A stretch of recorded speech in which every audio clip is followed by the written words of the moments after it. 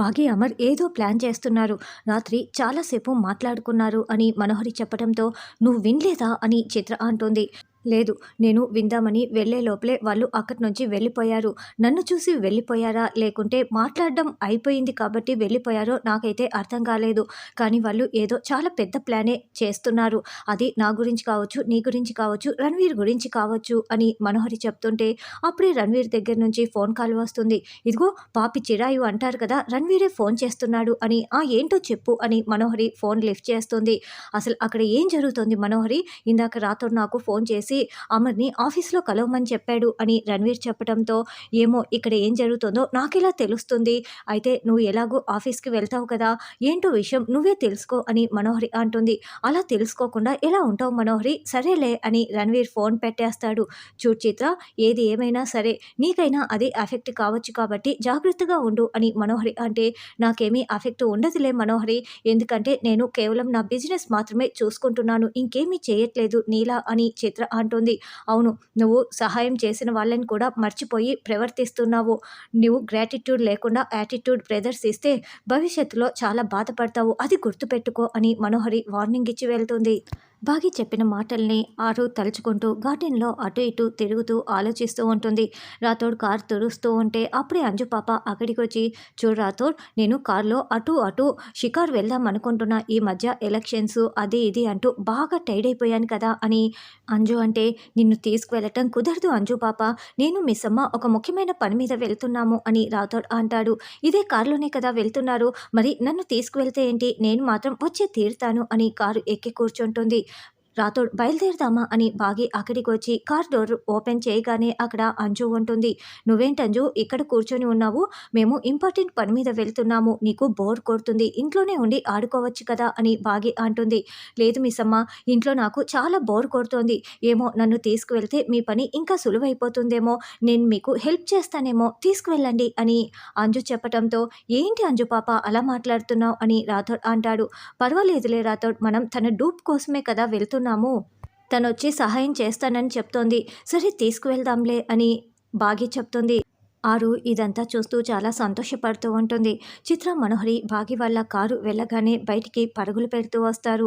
అదేంటి మనోహరి, రాత్రేమో బావగారు బాగి ప్లాన్ చేసుకున్నారన్నావు, ఉదయాన్నే రణ్వీర్కి ఫోన్ వెళ్ళింది, ఇప్పుడు బాగి ఏమో రాతోని తీసుకొని ఎక్కడికో వెళ్తోంది, పద కార్తీ మనం కూడా ఫాలో అవుదాం, వాళ్ళు ఎక్కడికి వెళ్తున్నారో తెలుసుకోవచ్చు అని చిత్ర అంటే, నువ్వెందుకు నాతో పాటు వస్తానని చెప్తున్నావు అని మనోహరి అంటుంది. ఎందుకంటే వాళ్ళ ప్లాన్ ఏంటో తెలుసుకోవాలి కాబట్టి అని చిత్ర అంటుంది. నీకేంటి అవసరం అని మనోహరి అంటుంది. అంటే నేను నీకు హెల్ప్ చేయట్లేదని అంటున్నావు కదా, అందుకే వస్తానని చెప్తున్నా అని చిత్ర అంటే, అంటే నువ్వు మునిగిపోతావు, ప్రమాదం నీకేనని భయపడుతున్నావా అని మనోహరి అంటుంది. తుఫాను ఎవరికి వచ్చినా కూడా అందరం మునిగిపోతాము, ఇంకేమీ మాట్లాడకు, త్వరగా కార్తీ అని చిత్ర అనడంతో సరే సరే అని ఇద్దరు బయలుదేరుతూ ఉంటారు. అయ్యో, ఇప్పుడు ఈ విషయం బాగీకి చెప్పటం ఎలా? ఐడియా అంటూ చిత్ర మనోహరి కారులోనే ఆరు వెనక సీట్లో ఎక్కి కూర్చునేస్తుంది. అలా వాళ్ళు డ్రైవింగ్ చేసుకుంటూ బాగి వాళ్ళ కార్ని ఫాలో అవుతూ ఉంటారు. మిసుమా, ఇప్పుడు మనం ఎక్కడికి వెళ్తున్నాము అని అంజు అడగటంతో, నీకెందుకు అంజు పాప, అవసరమా అని రాథోడ్ అంటాడు. చూడు అంజు, ఇది చాలా ముఖ్యమైన విషయం, అక్కడికి వెళ్ళిన తర్వాత నీకే తెలుస్తుంది కదా అని బాగి అంటే, చూడు అంజు పాప, నువ్వు ఇలాంటి ప్రశ్నలు వేస్తావని నిన్ను వద్దని చెప్పింది అని రాథోడ్ అంటాడు. ఏంటి, నన్ను అంత తేలిగ్గా తీసి పడేస్తున్నావా, అసలు ఆనందిని ఎలక్షన్స్లో గెలిపించిందే నేను తెలుసా అని అంజు అంటుంటే, అవును అంజు పాప, నువ్వు చాలా గ్రేట్, అందుకే కదా నిన్ను తీసుకువెళ్తున్నాం, నీ సహాయం కూడా మాకు కావాలే అని అంజుని బాగి పొగుడుతూ ఉంటుంది. చూడు మిస్సమ్మ నన్ను ఎలా పొగుడుతుందో, మిస్సమ్మ నువ్వు చాలా గ్రేట్, ఏం చేసినా అంతా మన మంచిగా చేస్తావు, నేను చెప్తున్నాను కదా అని అంజలి అంటుంది. చిత్ర పదే పదే వెనక్కి తిరిగి చూస్తూ ఉండటంతో, అదేంటి, నేను ఈ చిత్రకి కనిపిస్తున్నానా ఏంటి, అయినా కూడా వీళ్ళకి నేను కనపడను కదా, బాగికి మాత్రమే కదా కనిపించేది అని ఆరు కూర్చొని ఉంటుంది. అవును మనోహరి, ఇప్పుడు ఉన్నట్లుండి మన కారు ఏదైనా రిపేర్ వచ్చి ఆగిపోతుందేమో, పెట్రోల్ అయిపోతుందేమో, అనుకోని సంఘటన జరుగుతుందేమోనని చిత్ర అంటే, నోరు మోసుకుంటావా, అపశకునపు మాటలు మాట్లాడకు అని మనోహరి అంటుంది. అన్నట్లు బాగి ఎక్కడికి వెళ్తోందో తెలుసుకోవటానికి ఆరు కూడా బాగితో పాటి కారులో వెళ్తూ ఉంటుందా అని చిత్ర అంటే, పిచ్చి మొహల్లారా, నేను బాగితో పాటి వెళ్ళటం లేదు, మీ కారులోనే వెనకాలన్నాను అని ఆరు అనుకుంటూ ఉంటుంది. ఇప్పుడు ఆరు కనుక బాగి కారులో వెళ్ళిందంటే బాగికి కనపడుతుంది కాబట్టి ఖచ్చితంగా ఆరు ఆ కారులో అయితే వెళ్ళదు అని అయినా ఆరు అమర్ భార్య అన్న విషయం బాగీకి ఎప్పటికీ కూడా తెలీదు. మనము అడ్డుపడుతున్నాము. ఆరు కూడా ఆ విషయం బాగీకి తెలియకూడదని అడుగడుగునా అడ్డుపడుతూనే ఉంది కదా! ఎందుకంటే తను అక్క చనిపోయిన విషయం బాగీకి తెలిస్తే గుండెలు పగిలేలా బాధపడుతుందని అడ్డుకుంటూ ఉంది అని చిత్రతో మనోహరి చెప్తుంది. సరే కానీ ఇప్పుడు ఆ కారులో అరుంధతి ఉండదని చెప్తున్నావు. అయితే మన కారులోనే వెనక సీట్‌లో కూర్చొని ఉంటుందా అని చిత్ర మళ్ళీ చూస్తూ ఉండటంతో ఆరు కంగారు పడుతూ ఉంటుంది. మన మాటలు వింటూ ఉండొచ్చేమో అని చిత్ర అంటే, అసలు అది మనతో పాటే రావటానికి తనకు తెలిస్తే కదా అని మనోహరి అంటుంది. అంటే ఆత్మకి పవర్స్ ఉంటాయి కదా! అన్నీ తెలుస్తూ ఉంటాయి కదా! ఏమో మనతో పాటే మన మాటలు వింటూ వెనక సీట్‌లోనే కూర్చొని ఉందేమోనని చిత్ర అంటుంది. "ఏయ్! నోరు మూసుకుంటావా? ఇంకేమీ మాట్లాడకు. అది తన పవర్స్ ఉన్నా కూడా యూజ్ చేయదు. యూజ్ చేస్తే దానికి మళ్ళీ ఆ పవర్స్ అన్నీ తగ్గిపోతూ వస్తాయి" అని మనోహరి అంటుంది. ఛ! మీలాంటి ఫ్రెండ్స్ అసలు ఎవరికీ కూడా ఉండకూడదు. దేవుడా! నన్ను ఈ ఒక్కసారికి క్షమించేసేయ్. టైరు పంచర్ అయిపోవాలి అని ఆరు వేడుకోగానే టైర్ పేలిన సౌండ్ రావటంతో అబ్బా! నీ నోరు ఏం నోరో! ఇప్పుడు చూడు టైర్ పంచర్ అయిపోయింది. స్టెఫ్‌ని మారుద్దాం పద అని మనోహరి అంటుంది. ఇది నా వల్ల కాదు మనోహరి, ఆత్మ వల్లే జరిగింది అని చిత్ర చెప్తుంది. రణవీర్ ఆఫీస్‌లో వెయిట్ చేస్తూ ఉంటే అప్పుడే అమర్ రాగానే లేచి నిలబడుతూ ఉంటాడు. పర్లేదు కూర్చో, కాఫీ, టీ ఏదైనా తీసుకో అని టీ తీసుకురమ్మని అమర్ చెప్తాడు. ఏంటి రణవీర్, ఏదో నర్వస్‌గా కనిపిస్తున్నావే?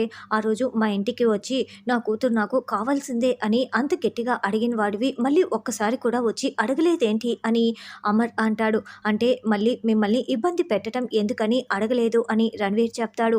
అంటే నువ్వు నీ సొంత ప్రయత్నాలు మొదలు పెట్టావనమాట అని అమర్ డబుల్ మీనింగులు వచ్చేలా మాట్లాడుతూ ఉంటాడు.